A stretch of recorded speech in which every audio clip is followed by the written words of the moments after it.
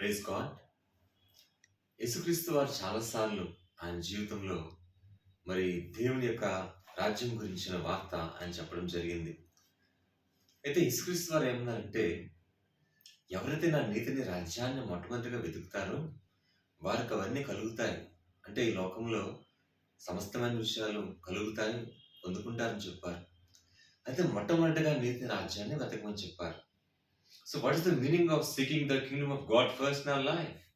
అంటే దేవునికి రాజ్యంలో మన జీవితం వెతకడం అంటే ఆయన గురించిన తలంపులు, ఆయన గురించిన ఆశ మనం కలిగి ఉండాలి.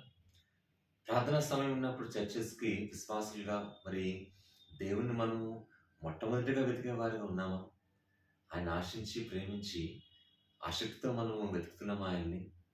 అలాగా త్వరపడి ఆయన దగ్గరికి వెళ్ళినట్లయితే మరి ఆయన ఇచ్చే బహుమానం ఎంత గొప్పగా ఉంటుందంటే, మరి ఆయన ఆయనలో మొట్టమొదటిగా మనం నిలిచినందుకు మిగతా అన్ని విషయాలు ఆయనే నడిపిస్తారు.